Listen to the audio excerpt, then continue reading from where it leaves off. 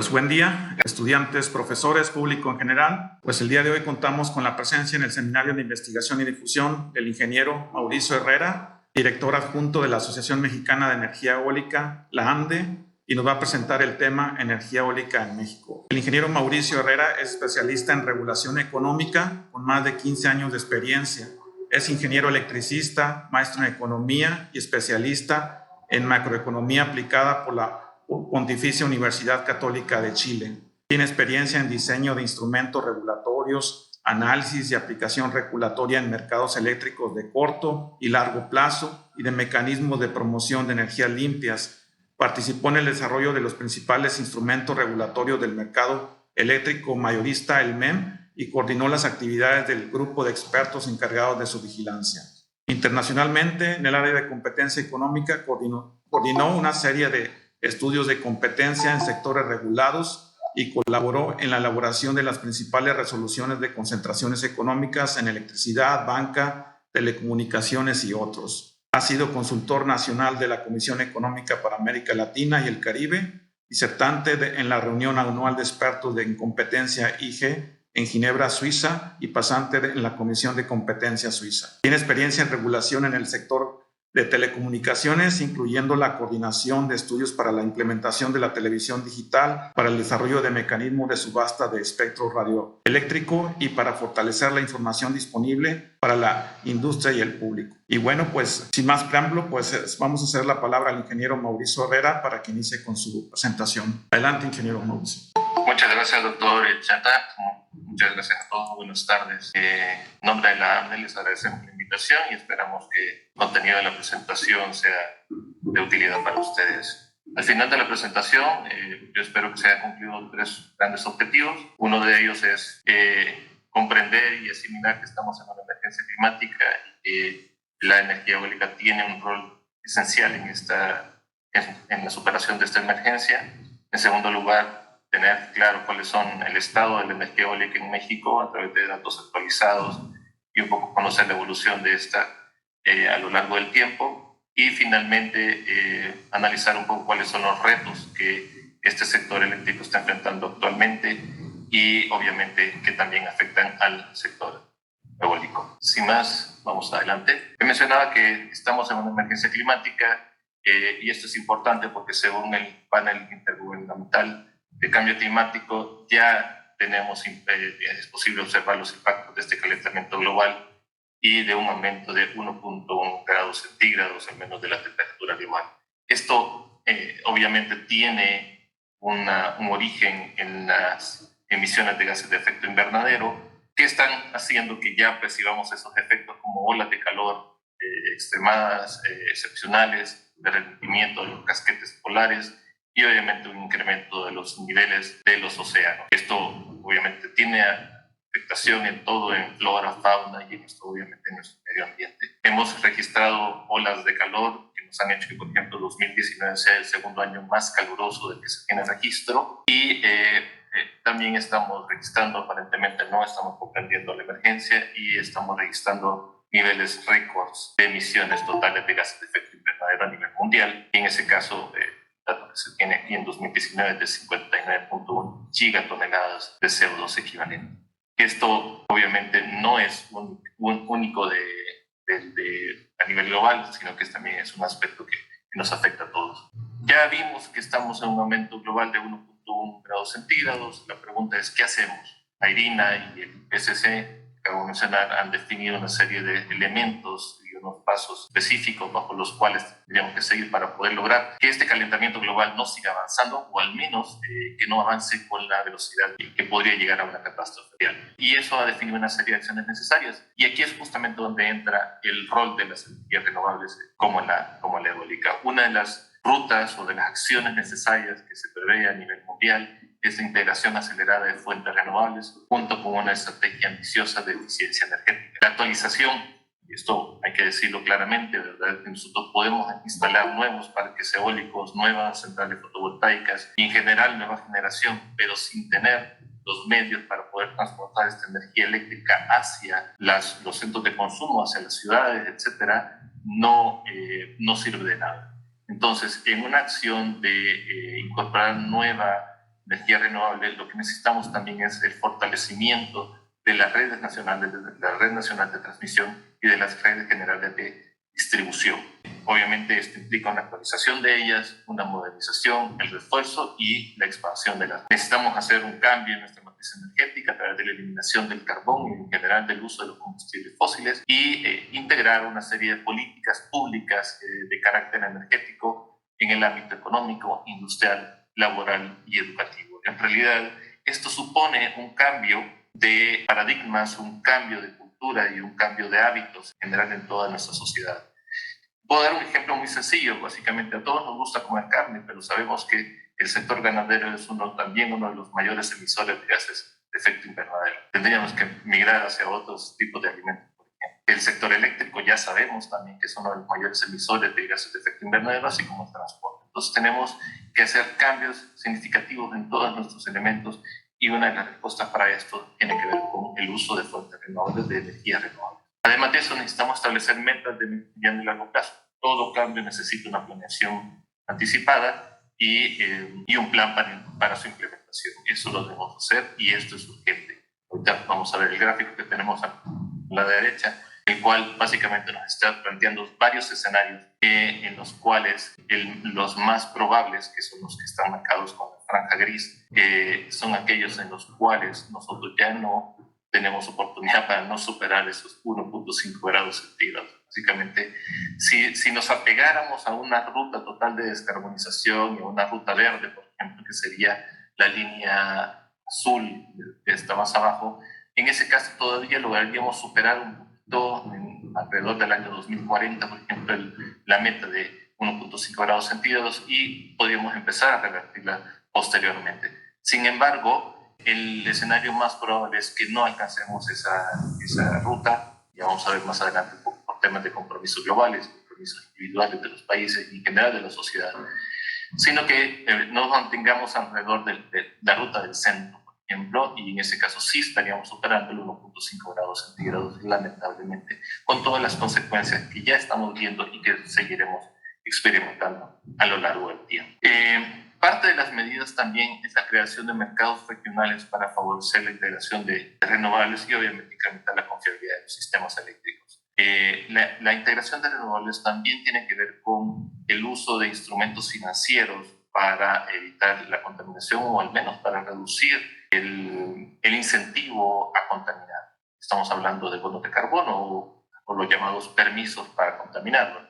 Básicamente, se compran estos bonos con el fin de que la empresa tenga, digamos, en principio derecho de contaminar un poco, pero obviamente tienen un costo. Esto tiene ciertos retos que vamos a ver un poquito más adelante, los cuales de alguna forma han impedido actualmente que se adopten de forma universal. ¿Qué sucede a nivel México? Lo que estamos viendo al lado izquierdo es una gráfica de los incrementos de temperatura que han habido a lo largo del tiempo, desde 1901 hasta 2021. Una gráfica de la Universidad de Reading, Inglaterra, en la cual está dando seguimiento al incremento de la temperatura superficial, digamos, del país. Y estamos viendo que, a pesar de que lo que observamos es una especie de ciclos a lo largo del tiempo, podemos ver que en este segundo ciclo de incrementos de temperatura, los incrementos superan cualquier registro que hayamos tenido previamente. Ya en este caso, por ejemplo, en 2019 estaríamos alcanzando el 1 grado arriba. Y es interesante porque a pesar de que lo vemos y decimos es 1 grado, la verdad que la temperatura, por ejemplo, donde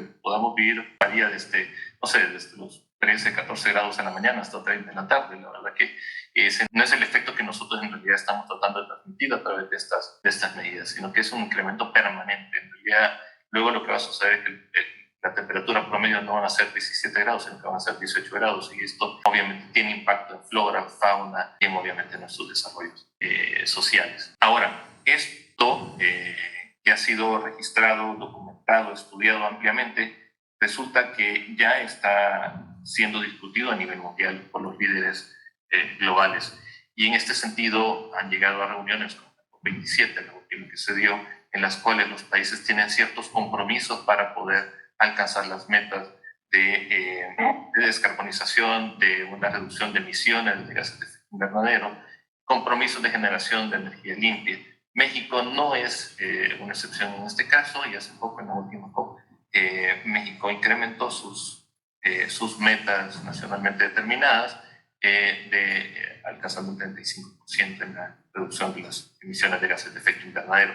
Esto es importantísimo. Sin embargo, supone un reto realmente importante, porque determinar que efectivamente vamos a reducir 35% de las emisiones implica, como ya mencionaba, una serie de cambios y de inversiones necesarias para poder lograr esto. Y una de las principales inversiones es en el uso de las energías renovables, en promover la participación de energías renovables en términos generales. Esto podemos pensar, digamos, esta transición energética no es la primera que ha sucedido a nivel histórico. En realidad, la humanidad ya ha pasado por una serie de transiciones energéticas por otras razones, en las cuales nosotros cambiamos de ciertos combustibles hacia otros que nos han ayudado a ser de alguna forma más productivos, etcétera, y probablemente la principal motivación para esos cambios haya sido esa. Por ejemplo, cuando cambiamos del vapor o del aceite hacia combustibles fósiles, al carbón, etcétera, eso nos hizo ser más productivos, por ejemplo, en el tema de la revolución industrial.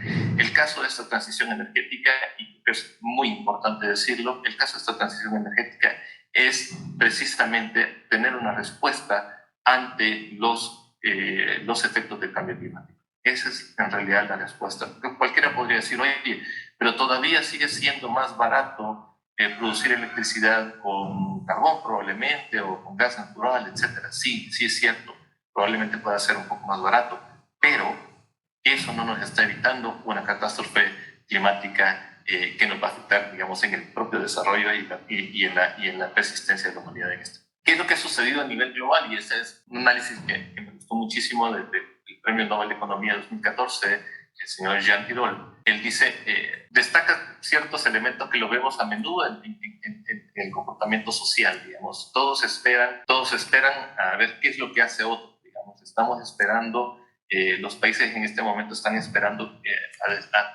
a ver quién da el primer paso. Y esto es interesante porque al final dicen, bueno, ¿por qué voy a dejar yo de contaminar si hay otros países que siguen contaminando? ¿Por qué voy a trasladarme hacia mecanismos de producción probablemente un poco más caros que me van a hacer que mi economía sea menos competitiva cuando otros siguen produciendo y contaminando, etcétera, etcétera, etcétera? Siempre pareciera que los efectos no los estamos viendo directamente y eso es lo que lo ve más adelante. También estamos viendo casos, y lo mencionó Jean Tirole, de que hay países que están instalando nuevas centrales eléctricas que queman carbón y generan combustibles fósiles para generar electricidad, cuando efectivamente el camino debería ser totalmente el contrario, dejar de producir energía eléctrica con combustibles fósiles, carbón y medios contaminantes para producir más con energías renovables. Incluso menciona que hay países que subsidian la energía de combustibles fósiles, gas, carbón, petróleo, etc. Ahora, otro de los elementos que lo hace muy complicado, que lo menciona Jean Tirole,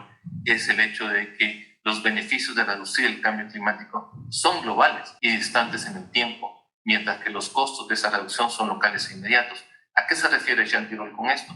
Y se refiere precisamente al hecho de que si nosotros queremos aportar a la reducción o a mantener, digamos, el incremento de la temperatura global abajo de 1.5 grados centígrados, tenemos que hacer inversiones importantes, inversiones cuyos resultados muy probablemente no los ve esta generación, sino que las vea la próxima generación. Y por lo tanto son distantes. Sin embargo, los costos de eso son costos que se tienen que pagar en este momento. Son costos que tenemos que desembolsar esas inversiones en este momento para poder ver los beneficios más adelante.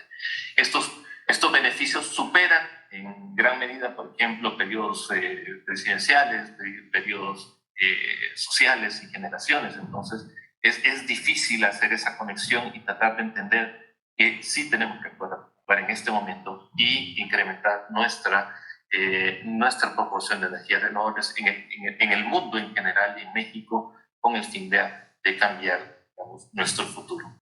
Normalmente se piensa que esto debería tomarlo una decisión, una autoridad supranacional, digamos.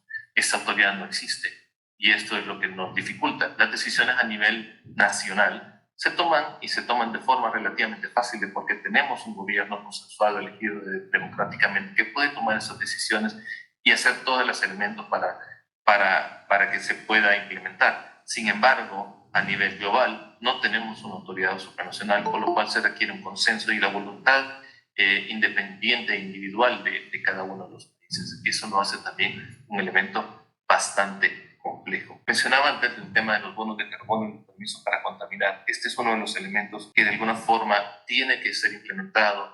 Sin embargo, de alguna forma también tiene que ser implementado en forma de consenso. ¿A qué me refiero? Si nosotros tenemos bonos de carbono emitidos por México y estos tienen un precio más alto que el precio que se pueda dar en otros países del mundo, resulta que lo que va a suceder es que las empresas en general o los medios productivos que compren estos bonos en realidad van a hacer una evaluación y van a determinar que efectivamente donde tienen que moverse es hacia donde les sale más barato contaminar. Entonces, si existen estos medios de hacer esta especie de arbitraje, lo que va a suceder es que de todas formas se va a mantener la contaminación y el mecanismo financiero de los bonos de carbono no es efectivo. Entonces, lo mejor en estos casos, y lo menciona en su libro Jean Tirole, es que el precio sea más o menos uniforme para que no existan estos incentivos de poderse mover hacia otros lados y poder seguir. Esto lo menciono en términos generales para poder dar un contexto bajo el cual tenemos que comprender que el camino hacia las energías renovables, en general la importancia de la energía eólica, es muy alta para poder alcanzar, digamos, un medio ambiente que nos permita continuar existiendo. Ahora, ¿cuál ha sido la contribución de la energía eólica a la transición energética? Y lo voy a mencionar con datos de México. En este caso, según la ANDE, la capacidad instalada de energía eólica ha aumentado de 519 megawatts en 2010 a más de 7 gigawatts en 2022. Esto únicamente puede ser logrado con una tecnología de rápida instalación y de muy rápida adaptación. Eso es lo que ha sucedido precisamente. Entonces, esta es una de las ventajas y una de las contribuciones de la energía eólica que tenemos una forma de despliegue y de adaptación extremadamente rápida, un crecimiento rápido. El potencial eólico en México, tenemos un potencial de alrededor de 50 gigawatts onshore en un estudio que se hizo ya hace varios años. Por lo tanto, que con los avances tecnológicos que hemos tenido, es muy probable que este potencial sea más alto. Vamos a ver el potencial teórico un poquito más adelante. Y no estoy tomando en cuenta todavía el potencial offshore, que es otro elemento que también debe de tomarse en cuenta y que obviamente ayuda al crecimiento de esta energía. Ahora, también hay una atracción de inversiones. La AMBE ha hecho esta estimación y se estiman alrededor de $13,000 millones, más de $13,000 millones en inversiones en este sector. Y obviamente la más alta contribución hacia la transición energética es la reducción de las emisiones. Por cada megawatt hora que se produce en un parque eólico, es un megawatt hora que no se necesita producir en una central que utilice algún tipo de combustible fósil. En ese sentido, la ANDE ha hecho las estimaciones y con los datos, por ejemplo, de la última datos de generación anual, se estima que se evitaron alrededor de 12.2 millones de toneladas de CO2 equivalente por año, lo cual sería también equivalente, valga la redundancia, a sacar más de 3 millones de autos de circulación. Eso es extremadamente interesante. También cabe otra pregunta. La verdad que adoptar mecanismos de producción de energía eléctrica por medios renovables no es barato, probablemente no es barato. Obviamente hace 10 años esos 500 megawatts que estaban instalados probablemente fueron mucho más caros de lo que son ahora.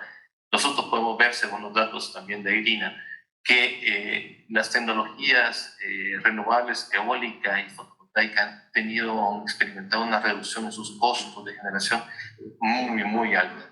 Estamos hablando del 68% en el caso de la tecnología eólica y del 82% en el caso de la tecnología fotovoltaica. Como podemos ver en la gráfica, básicamente la parte gris hacia abajo, ya estamos en niveles competitivos de la parte de combustibles fósiles. Entonces ya no es el caso de aquello de que en realidad la energía eólica o solar era demasiado cara y por lo tanto las inversiones eran tan altas que no lo podían hacer competitivo y que obviamente requerían de mucho tipo de incentivos, subsidios y otros para poder hacer la instalación. La tecnología y la investigación ha avanzado tan fuertemente y de forma tan eficiente que hemos logrado estas reducciones y que continúan logrando estas reducciones a medida que se descubren nuevos materiales, en el caso de los álabes, etcétera, las palas, para producirlos y que estas turbinas puedan ser cada vez más eficientes y puedan aprovechar mejor la energía del viento. Ahora, ¿qué otros beneficios tenemos? Y esto quiero hacer estoy seguro que ustedes los conocen muy bien, pero siempre vale la pena recordarlo. Somos una fuente de energía limpia que no produce emisiones, contaminantes ni empeora la calidad del aire. Esto obviamente es la principal razón por la cual la sustitución de la generación eléctrica por medios fósiles hacia una como la eólica es ideal. Obviamente contribuye a reducir la dependencia de combustibles fósiles y a mitigar el cambio climático. Esto es importante y lo voy a decir de esta forma.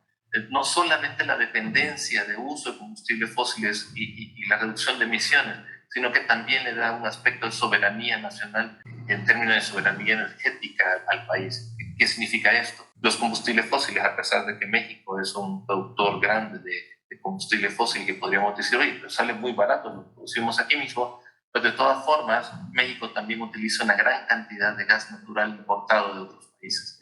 Y eso ya hemos visto, hemos tenido casos en los cuales luego de un desabasto de este combustible tenemos problemas y los precios en el mercado eléctrico mayorista aumentan significativamente y obviamente todos resentimos eso en nuestras tarifas. Entonces, además de mitigar el cambio climático, también nos ayuda la soberanía energética. El viento es nuestro, por así decirlo, ¿verdad? El viento lo podemos utilizar libremente, no lo consumimos, pero aprovechamos toda la energía que transporta. Es generador de empleo. La energía eólica, en general, es en la fase de construcción de un parque eólico. Hay un máximo de demanda de mano de obra que se utiliza y obviamente a lo largo, después de las siguientes etapas, hasta la parte de operación y mantenimiento, también tiene una demanda de mano de obra calificada, que en este caso es suplida por México y que ayuda precisamente a la economía de los hogares.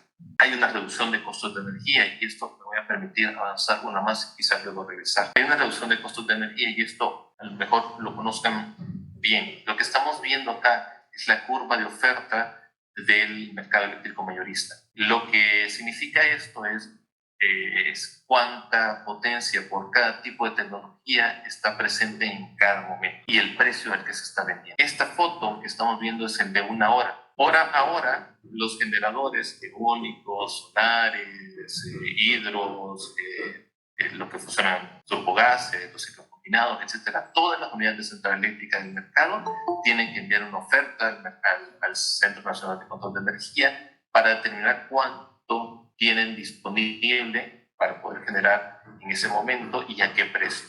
En la primera parte, si podemos observarlo acá, tenemos entre 0 y 10.000 aproximadamente, están presentes todas las energías renovables. Todas las energías renovables, y aquí estamos hablando de térmicas, las solares, eólicas, y no me voy a meter el tema del contrato de interconexión legado, que esto no sirve, que es un caso aparte y bastante sui generis de este mercado. Pero aquí podemos ver en esta primera franja, estamos acá, no sé si alcanzan a ver, dice sí, no programable y renovables, hasta más o menos los 10.000. Aquí tenemos puras energías renovables. Eso lo que significa es que si nuestra demanda del sistema estuviera alrededor de los 10.000 o menos, tendríamos precios cero. ¿Por qué? Porque este mercado es un mercado que funciona en base a los costos variables de producción. ¿Y qué significa esto? Que generalmente los costos variables de producción tienen que ver con el combustible, con los costos del combustible que se utiliza para generar la energía eléctrica. En el caso de las renovables, el costo del combustible es cero, porque precisamente no se paga por la radiación solar y no se paga tampoco por el viento, como debe ser. Ahora, ¿cuáles serían los beneficios? Porque por eso mencionaba anteriormente, podemos tener precios más bajos o tendríamos precios más bajos. Normalmente la demanda del sistema interconectado nacional anda alrededor de los entre 38 y 45 más o menos, 45.000 gigawatts en sus momentos pico. Si nosotros tenemos una mayor presencia de energía renovable, lo que estaríamos haciendo es aumentando esta franja de acá y desplazando todo el resto que sí tiene precio positivo hacia la derecha. Eso significa que en una demanda que estamos en este momento, por ejemplo, de 35.000, en este momento podríamos, bueno, con esta gráfica tendríamos un precio alrededor de 1.900. Si nosotros logramos mover esta curva hacia la derecha, tendríamos un efecto de una baja de precio y a lo mejor ya no tendríamos mezclas de combustibles fósiles, sino que ya tendríamos una producción con gas natural o carbón. Al final tendríamos una reducción dada por el incremento de energía. Hemos visto casos, por ejemplo, en Baja California Sur ya tenemos casos de precio cero precisamente por gran parte por el efecto de la nueva central eólica que está allá en la central de Coromuel y que ya está operando. Entonces sí tenemos estos efectos. Vuelvo a la lámina anterior. Y finalmente otro de los beneficios es la diversificación de la matriz energética. Esto es importantísimo. Decíamos que, a ver, hay que ser realistas. En realidad un sistema eléctrico no puede funcionar o todavía no tenemos la tecnología necesaria, los conocimientos necesarios para hacerla funcionar totalmente y siempre solo con medios renovables. Hay países que han logrado tener horas en las cuales funcionan totalmente renovables, pero obviamente siempre va a ser necesario algún nivel de otro tipo de tecnologías para poder dar soporte en general y para poder las reservas del sistema. Eso es importante. Sin embargo, la diversificación es súper importante y la energía eólica es parte de este proceso de diversificación de la matriz energética. Veamos qué es lo que tenemos ahorita en México. Estos son los números actualizados de los parques y de las capacidades en México. Tenemos 70 parques en operación en 15 estados, más de 13,000 millones de dólares en inversión, 3,247 turbinas instaladas, ya habíamos mencionado las emisiones evitadas, y en el último año, en 2022, por ejemplo, a partir de los datos de liquidaciones del mercado eléctrico mayorista, podemos encontrar que se produjeron 20,3 terawatts hora al año, equivalentes a 6,1% de la generación total en ese año. Lamentablemente estamos viendo una reducción en lugar de un aumento de la generación eólica.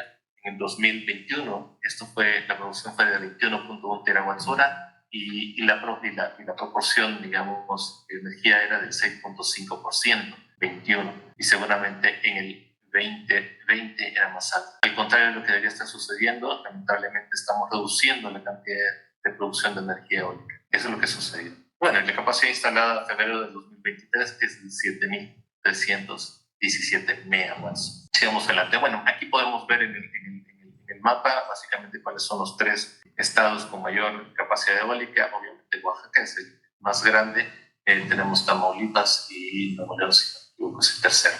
Esos serían los 3. En términos de evolución de la capacidad instalada, este gráfico es súper interesante porque ya lo mencionaba yo al principio, y pasamos de 2010 a 2022 desde 519 megawatts hasta un total de 7,317, que es lo que tenemos actualmente. Un poco más ya, porque a principios de año entraron algunas centrales nuevas. Esto, digamos, impulsado por varios mecanismos, certeza jurídica y otros que teníamos en esos años, hemos encontrado que la tasa de crecimiento ponderado de esos años es de alrededor del 22,57%. Es altísimo, altísimo. En promedio estábamos instalando anualmente más de 500 megawatts, llegando a un máximo, por ejemplo, en los años 2018 y 2019 de casi 1,958 y 2019 1,148 megawatts de adiciones de energía eólica a este sistema eléctrico.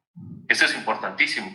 Lamentablemente, niveles de inversiones también han caído. En 2022, pues cayeron drásticamente, digamos, ese es el dato más bajo que hemos tenido, digamos, después del 2010, 11, donde solo se agregaron 158 megawatts de capacidad instalada, nueva capacidad. La tasa de crecimiento obviamente se ha ido reduciendo en los últimos 3 años, los últimos 3, 4 años, ya podríamos estar viendo, digamos, una reducción en la tasa de crecimiento de la capacidad instalada. Ahora, les mencionaba, hablemos un poquito del potencial renovable en México. Según el estudio de AMTE, como les mencionaba, que se hizo hace algunos años, este potencial eólico onshore de 50 gigawatts. Eso es importante conocerlo. Sí, me voy a permitir de nuevo regresarme a la gráfica de la oferta. La demanda típicamente alrededor de entre los 40 y 45 gigawatts, 40 y 45 gigawatts. Si nosotros lográramos aprovechar el potencial eólico solamente onshore, podríamos suplir la demanda máxima del sistema actual únicamente con energía eólica. Obviamente esto sería ideal. Imagínense la cantidad de gases de efecto invernadero que estaríamos evitando y obviamente los precios que tendríamos de energía eléctrica. Sería, de acuerdo con NREL,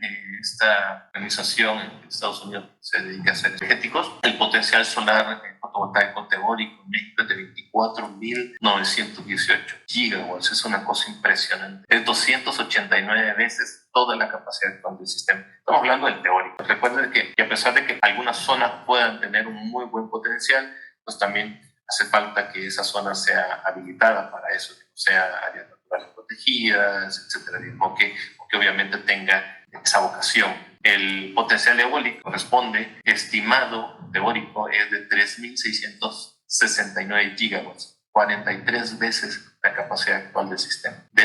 Estoy hablando del sistema. Actualmente el sistema tiene una capacidad instalada total de alrededor de 80, 85. Y ahí tenemos otro dato.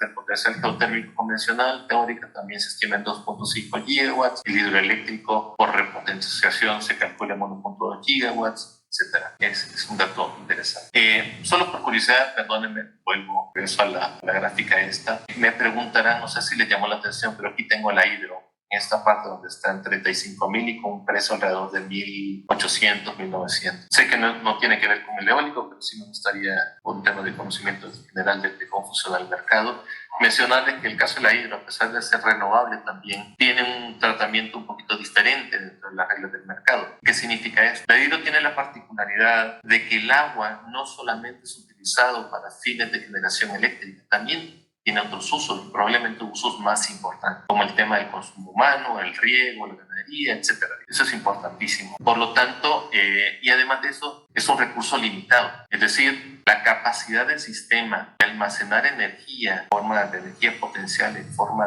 en los embalses, por ejemplo, en las centrales hidroeléctricas, es limitado. Y es limitado a lo largo del año, a lo largo entre el periodo de lluvias y el siguiente periodo de lluvias. Entonces, tenemos que de alguna forma economizar o distribuir ese recurso, esa energía almacenada a lo largo del periodo hasta que vamos a tener ese periodo para rellenar los embalses. En ese sentido, lo que hace el mercado es generar señales de precio. Entonces, una señal de precio básicamente nos dice si hay escasez o no hay escasez de ese recurso. A medida que aumenta el precio de ese recurso, significa que puedo usar menos agua, y esa es la forma en la que lo hace el mercado. Sube el precio a nivel de las mezclas, por ejemplo, las máquinas térmicas, con el fin de alguna forma reducir la cantidad de energía que se puede utilizar a partir de la generación hidráulica. Y de esa forma vamos a hacer una planeación intertemporal para poder, obviamente, aquellos tiempos en los cuales se nos dice en algunos momentos, oye, es que tenemos la hidro, pues el agua es nuestra, están los ríos, etcétera, podemos aprovecharlo y debería ser despachada primero, digamos, poder producir energía eléctrica con la hidroeléctrica primero porque es la más barata, probablemente una de las tecnologías más nobles en tema de generación eléctrica. La respuesta es sí, pero con cuidado. ¿Por qué? Porque al final, si nos acabamos toda la energía acumulada en los embalses, lo que va a suceder, porque lo vamos a generar en 2, 3 semanas, 4 semanas, lo que va a suceder es que después vamos a tener que utilizar tecnologías mucho más caras como mezcla de diésel y otras, digamos, y las turbogases. Ese es el efecto que tenemos. Entonces, digamos que esto tiene una lógica, y la lógica a partir de los costos y de los precios es un poco de señales que manda el mercado para poder mantener la eficiencia y el mejor aprovechamiento de los recursos que tiene el país en términos generales. Vuelvo hacia los retos. Finalmente, ¿qué son los retos que tenemos y lo que estamos visualizando? Lo voy a poner en esta forma que lo desglose un poquito más adelante. Probablemente el primer reto, y creo que es uno de los retos más importantes para todos los sectores de la economía en un país, es el tema de la certidumbre jurídica y el respeto a la ley. Sin certidumbre jurídica, sin reglas claras, ningún sector ni inversionista va a poder crecer. Eso es importante decir. Todo el mundo necesita conocer cuáles son las reglas para poder asumirlas, sean las que sean. Lo importante es que es el principio más que el contenido. Es decir, si nosotros decimos, oye, el mercado ahora va a ser de una sola empresa, pues de acuerdo, esa es la regla y eso es lo que se va a respetar. Si quieren participar en este mercado con una sola empresa, pues listo, perfecto, entra. O si el mercado dice, oye, o si las reglas son, este es un mercado abierto a la participación en generación y en la venta de energía, en la parte de comercialización, entonces también esas reglas deben de respetarse, porque los planes de inversión de todo el que quiera participar en este mercado, de alguna forma toman en cuenta esas reglas y tienen una visión de largo plazo. Ese es el segundo de los retos. Un país no puede estar cambiando constantemente las reglas. Las reglas evolucionan, sí, pero no cambian radicalmente de un modelo a otro. ¿Por qué? Porque eso obviamente no le permite tener la visibilidad de largo plazo a nadie, en realidad a ningún tipo de inversionista ni a nosotros en la sociedad. El tercero es el fortalecimiento y expansión de la red eléctrica.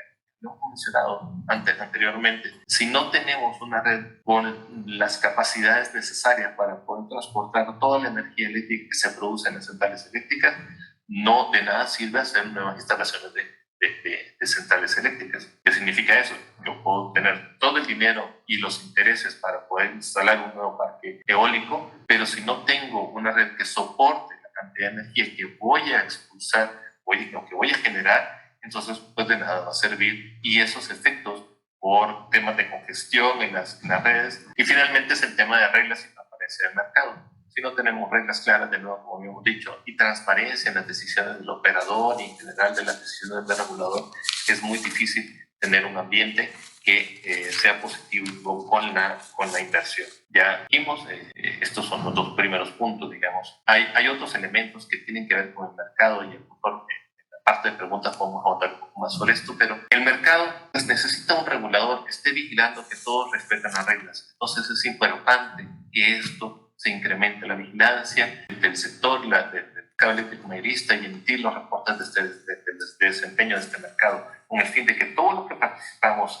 y aquellos que también nos vemos beneficiados por tener un mercado eléctrico mayorista también estemos al tanto de lo que sucede en dicho mercado y de que efectivamente las reglas se están respetando. Finalmente, en temas de regulación, ¿qué hace falta? Y esto es importantísimo porque casi que van de la mano el hecho del almacenamiento con las centrales eólicas o con la central de fotovoltaica, etc. Nos ayuda de alguna forma a proveerle servicios auxiliares al sistema o caso, pues, digamos, a mover los espacios en los cuales generamos y no generamos. En el caso de las fotovoltaicas puede ser un ejemplo pertinente en el cual durante las horas de mayor radiación solar, pues las baterías se pueden cargar, y en la noche, en las horas pico donde no tenemos radiación solar, básicamente las baterías pueden descargar y proveer esa energía al sistema, u otro tipo de servicios, como mencionaba, el tema de los servicios conexos, soporte de voltaje, soporte de frecuencia, etc. El tema de la generación offshore, ya dijimos que este es un elemento que ya ha avanzado muchísimo en Europa, ya ha avanzado en Estados Unidos,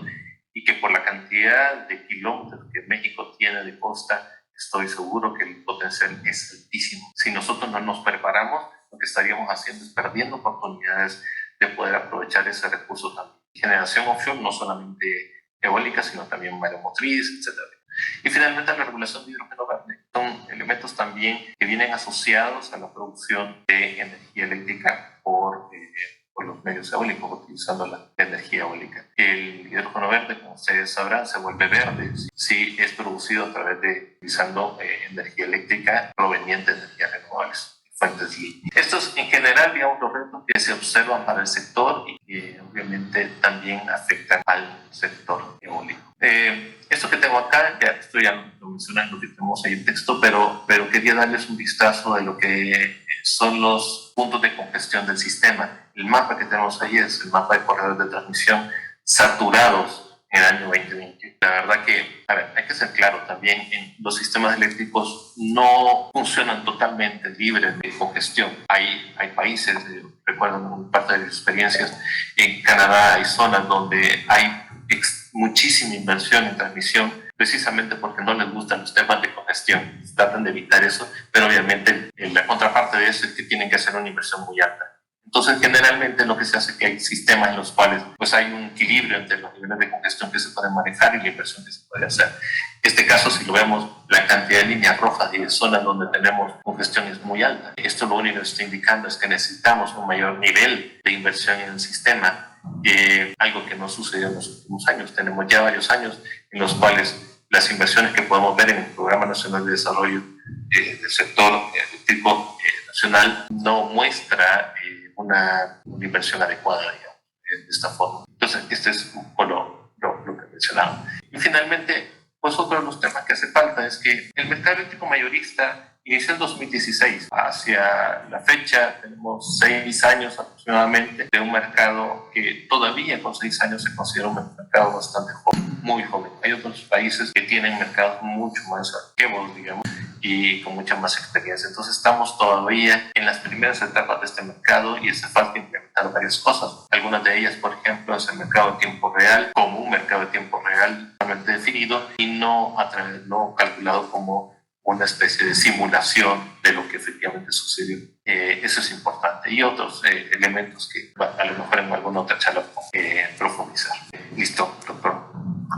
Muchas gracias por la presentación, ingeniero Mauricio. Pues muy interesantes los temas que nos mostró el día de hoy. Y pues si me permite, pues vamos a pasar a una sesión de preguntas, ¿no? Por favor, Quien tenga preguntas, ya levante la mano o escriba en el chat, por favor. A ver, Guillermo Muñoz tiene una pregunta. A ver, adelante. Sí, ¿qué tal? Muy buenas tardes. He visto que en el último año tenemos un crecimiento en la capacidad instalada y reducida de certidumbre en las políticas públicas.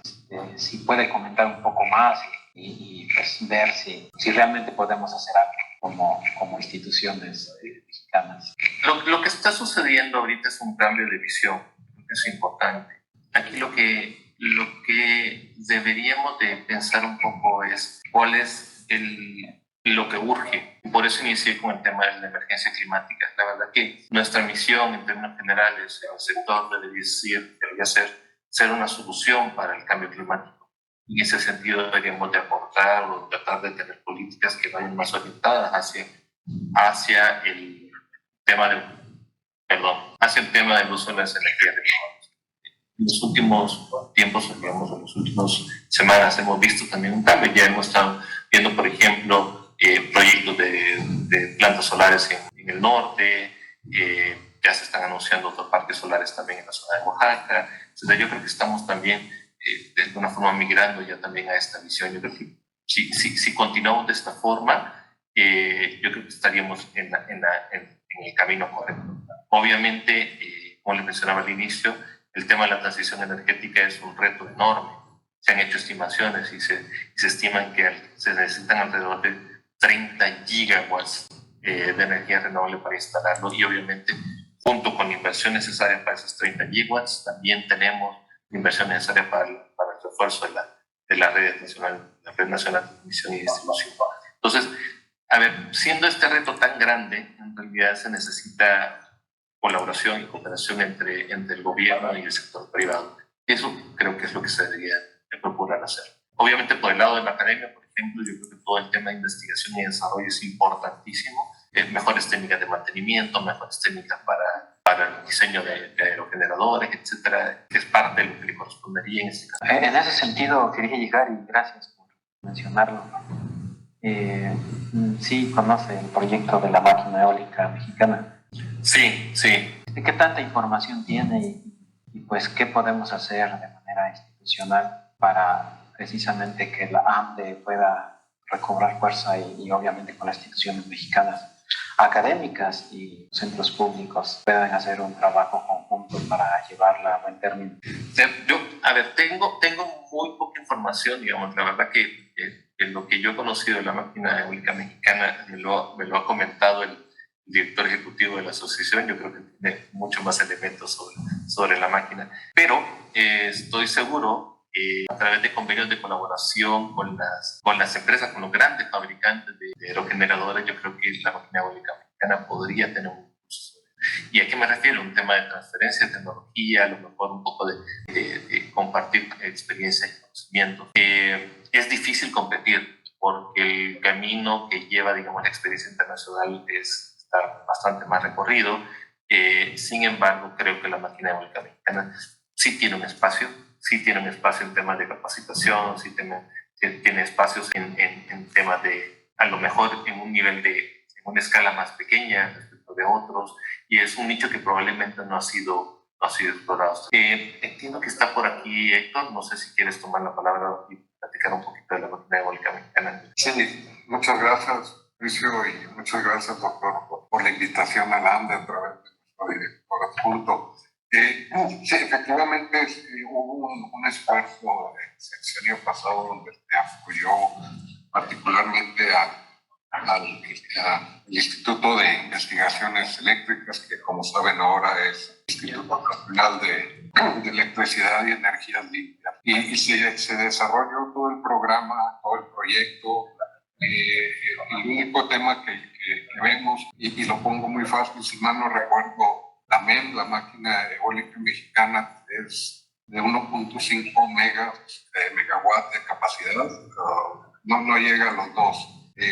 Ahorita, digamos, los líderes del mercado, llámese Vestas, Siemens Gamesa, Nordex, Acciona, General Electric, los onshore, los que son para tierra, pues ya andan en los 4 megawatts, ¿no? Entonces es una escala, son muy competitivas, ¿no? O sea, en lugar de poner 3 1.5, pues pones 2 de estas o hasta menos, ¿no? Entonces, pero es algo que yo veo que fue muy valioso para precisamente generar conocimiento de primera mano en cuanto, y crecer. Es uno de los sueños que tenemos en la AMD, tener un clúster eólico en México, ¿no? Entonces, contestando a tu pregunta, yo creo que pudiera ser con apoyo pues, del gobierno, ya sea federal o de algún fondo, pudiera pues, hacerse un proyecto con estas máquinas, ¿no? Que también hay cumplir certificaciones tanto nacionales como mundiales, y mundiales me refiero particularmente al financiamiento que los bancos y los fondos de inversión requieren de que esta máquina esté certificada, que me garantice los 25, 30 años de vida útil, pero bueno, sí hay una área de oportunidad, reitero, con apoyo. No sé si contesté tu pregunta. Sí, muchas gracias. Lo que sí, también, bueno, mejor hacer una invitación a que el AMDE también se acerque a estas instituciones mexicanas que andan sufriendo, batallando por llevar a buen término ese proyecto, y ojalá y pudiéramos hacer la invitación para que vea ese avance. Con mucho gusto, tío. Tenemos una muy buena relación con el INEL. Lo conozco en persona, hace tiempo que no veo al doctor Cruz, pero sí, de hecho visitamos el INEL en diciembre del año pasado, estuvimos ahí con todo el equipo y visitamos el CEDIS, todos los distintos centros de investigación que apoyaron este proyecto del MEM. Tenemos muy buena relación y siempre estamos a la orden para lo que se pueda ofrecer. Ahorita estamos buscando el tema para balas, ¿no? Estamos futureando un poquito el reciclado de las balas, a ver qué se les podría ocurrir a estos centros de investigación, pero en general el apoyo siempre lo hemos dado, está ahí a la mano, y siempre con toda la confianza de contactarnos en caso de que traigan por ahí alguna propuesta. Con gusto la podemos evaluar y, de ser su caso, apoyarla. Vamos, muchas gracias. Por ahí estaré tomando sus datos. Con mucho gusto. Gracias, Mauricio. Gracias, doctor. Y aquí ando. Sí. Gracias, Guillermo. Héctor, no sé si alguien más tenga alguna pregunta. Levante la mano, por favor, o escriba en el chat. A ver, Gabriel Villaseñor, adelante. Buenas tardes, muchas gracias por la presentación. Mencionó sobre la instalación, si se instalara un parque eólico offshore, abastecería la demanda de electricidad de aquí de México. ¿Hay algún proyecto de un parque eólico offshore que se esté gestionando aquí en México? No, no, actualmente creo que eso es parte de los retos que mencioné. No tenemos todavía, no hay estudios a profundidad, no está la regulación tampoco, y estamos hablando de regulación no solamente de la compra y venta, de lo que tiene que ver con el mercado eléctrico minorista, también hay regulaciones ambientales, etcétera, que aún hacen falta. No hay ningún proyecto offshore todavía, apenas estamos nosotros a través de la ANDE impulsando un poco los análisis, estudios y otros, muy incipientemente la base que se necesita para poder generar un acervo regulatorio para poder iniciar con este tipo de tecnología en el país. Pero lo que mencioné es que, por ejemplo, en el caso del potencial eólico onshore, si lo pudiéramos aprovechar, pues los 50 gigawatts que estamos mencionando ahí, pues superan en efecto la demanda nacional máxima que actualmente se tiene. Eso, digamos, es los datos que tenemos actualmente. Muchas gracias. Gracias, Gabriel. ¿Alguien que tenga alguna pregunta? Osvaldo, adelante. Hola, buenas tardes. Muchas gracias por la presentación.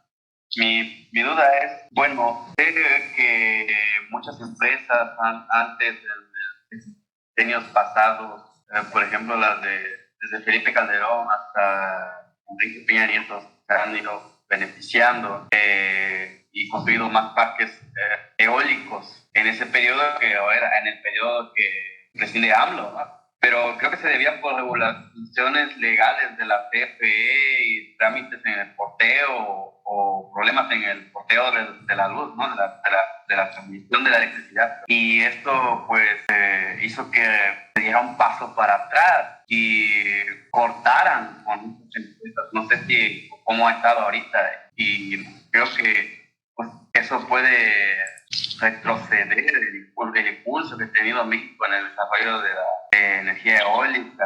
¿Y usted qué piensa que pudieran existir clústeres directamente mexicanos, que así como en otros países como China, que siempre que llega otra empresa de otro lado siempre pide transferencia tecnológica para impulsarse ellos mismos? ¿Por qué en México no ha pasado eso en el caso? Pues es mi duda.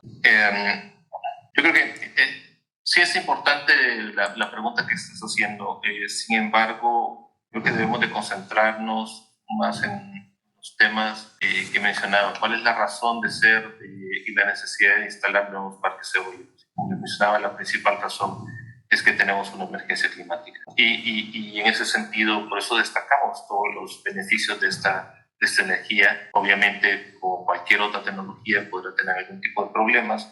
Sin embargo, creo que en este caso los beneficios son más altos que cualquier problema que pueda generar. No podría opinar en términos políticos, no tengo conocimiento de eso, pero al menos en términos técnicos, el incremento de la capacidad eólica es necesaria y es urgente. Ok, gracias, perdón, sí, me fue un poco del tema, pero es que me surgió esa pregunta si tenía algún conocimiento respecto a eso. No, como te digo, no tengo datos, no tengo información acerca de cómo funcionó anteriormente.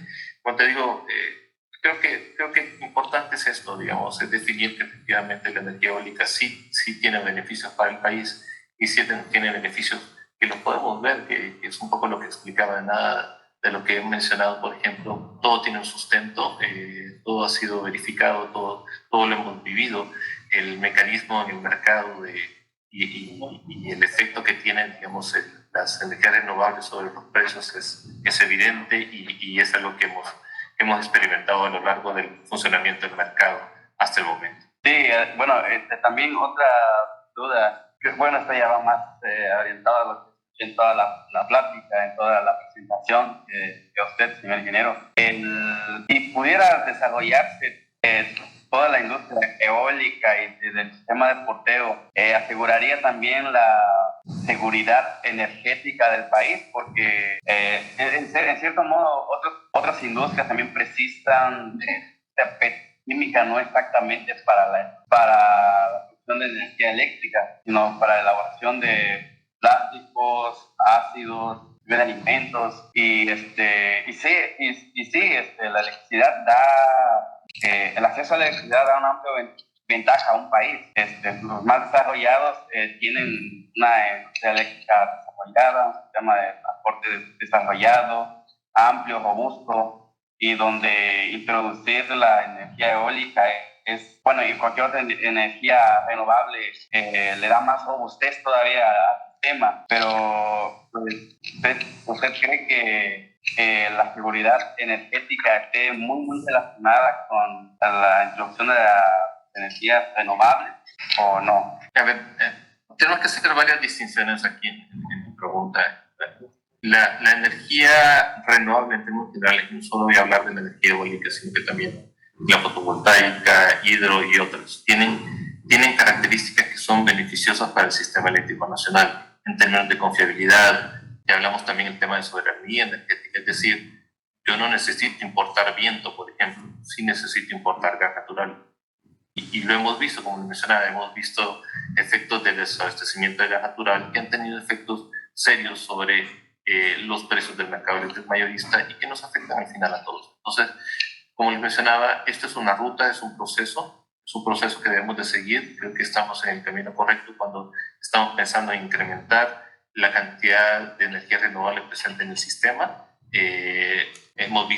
Tenemos casos a nivel mundial, como el caso de Uruguay, en el cual sí han logrado operar totalmente su sistema con energías renovables y obviamente los precios de los que gozan ellos y del nivel de seguridad que tienen, confiabilidad de sus sistemas son buenos. Lo mismo California en algún momento también ha tenido horas en las cuales funciona totalmente con niveles renovables. Ahora, como les mencionaba, también la diversificación de la matriz energética es importante. No se concibe todavía un sistema 100% renovable. todavía probablemente no tenemos la tecnología necesaria para poder mantener totalmente la confiabilidad sin tener otro tipo de tecnologías funcionando, por respaldo, por plena seguridad. Simplemente, así como cuando algunas industrias tienen su propia planta de emergencia, digamos, que funciona con gasolina, porque en algún momento puede haber un corte y necesitan mantener sus procesos productivos avanzando. Entonces, creo que siempre es necesario, como bien mencionas, los combustibles fósiles son necesarios porque los utilizan para otro tipo de la industria química, así que yo no descartaría su uso totalmente.